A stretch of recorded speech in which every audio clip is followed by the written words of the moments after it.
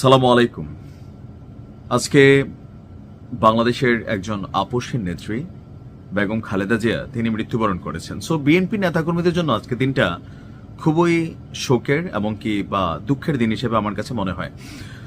অন্তত আজকের দিনে এই কাজটা আমার কাছে কেন জানি মনে হয় যেটা উচিত হয় নাই।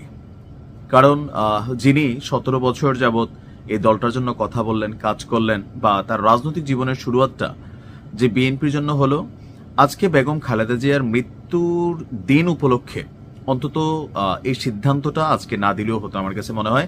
কারণ বিষয়টা অবশ্যই ব্যারিস্টার রুমিন ফারহানার জায়গায় যেই থাকতো তার কাছে নিশ্চয়ই খারাপই লাগতো। মাঝে মাঝে মনে হয় যে সিদ্ধান্তগুলো আসলে কে বা কারা নেন। শুধুমাত্র রুমিন ফারহানা না, আজকে বিএনপির বেশ কয়েকজন নেতাকর্মীকে বহিষ্কার করা হয়েছে।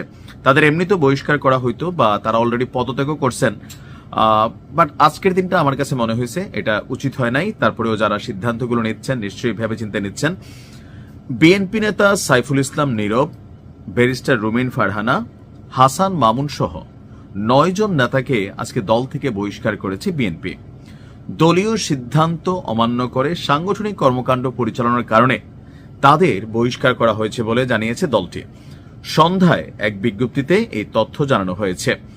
জাতীয় নির্বাহী কমিটির সহ আন্তর্জাতিক বিষয়ক সম্পাদক ব্যারিস্টার রুমিন ফারহানা, জাতীয় নির্বাহী কমিটির সদস্য মোহাম্মদ গিয়াসউদ্দিন, মোহাম্মদ শাহ আলম, হাসান মামুন, আব্দুল খালেক, কেন্দ্রীয় ছাত্রদলের সাবেক সহসভাপতি, বাংলাদেশ হিন্দু বৌদ্ধ খ্রিস্টান কল্যাণ ফ্রন্টের মহাসচিব তরুণ দে, ঢাকা মহানগর উত্তর বিএনপির সাবেক আহ্বায়ক সাইফুল ইসলাম নীরব, সিলেট জেলা বিএনপির সহসভাপতি মামুনুর রশিদ এবং ব্রাহ্মণবাড়িয়া জেলাধীন বাঞ্ছারামপুর উপজেলা বিএনপির সভাপতি কৃষিবিদ মেহেদী হাসান পলাশ, তাদের প্রত্যেককে আজকে বহিষ্কার করা হয়েছে। এই নেতাদের বাংলাদেশ জাতীয়তাবাদী দলের প্রাথমিক সদস্য পদ সহ সকল পর্যায়ের পদ থেকেই বহিষ্কার করা হয়েছে। তো আমি কেন ভিডিওটা করলাম, আমার কাছে মনে হয়েছে যে আজকের দিনটাতে আসলে এমন ধরনের কোনো সিদ্ধান্ত নেওয়া উচিত ছিল না, যেহেতু তারাও বিএনপির নেতাকর্মী।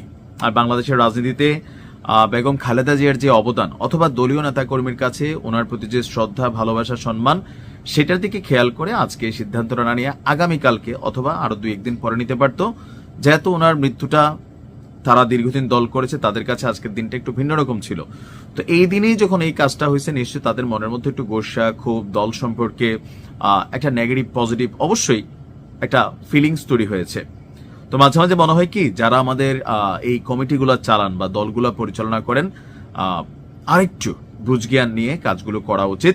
তারপরেও দল যেটা ভালো মনে করছে সেটা করছে।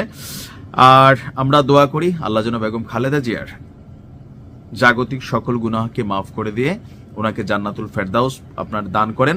আর যারা ওনার মৃত্যু নিয়ে নভেম্বরের 28, আমি আমার আগের ভিডিওতে বলছিলাম ভুলে মেয়ের 28, তো যারা মনে করছেন এটার সপক্ষে ভিডিও তৈরি করছেন, প্রমাণ দিচ্ছেন, এগুলো করে আসলে কোনো লাভ আছে বলে আমার মনে হয় না। বরঞ্চ আমার কাছে মনে হয় দল হিসাবে বিএনপিকে একটু কোণঠাসা করা, জনাব তারেক রহমানকে একটু কোণঠাসা করা, এগুলো ছাড়া এই ভিডিওগুলোর অন্তত বা এটার সপক্ষে যে 1 মাস মাকে এইভাবে রাইখা তারা রাজনৈতিক বাণিজ্য করছে, এগুলো দিয়ে বেগম খালেদা জিয়ার জন্য যেমন বিষয়টা একটু লজ্জার হয় বা তিনি মৃত মানুষ, আর বিএনপির জন্য জনাব তারেক রহমানের জন্য ওনাকে ছোট করার রাজনৈতিক নেগেটিভ পলিসি ছাড়া আমার কাছে আর কোনো কিছু মনে হয় না।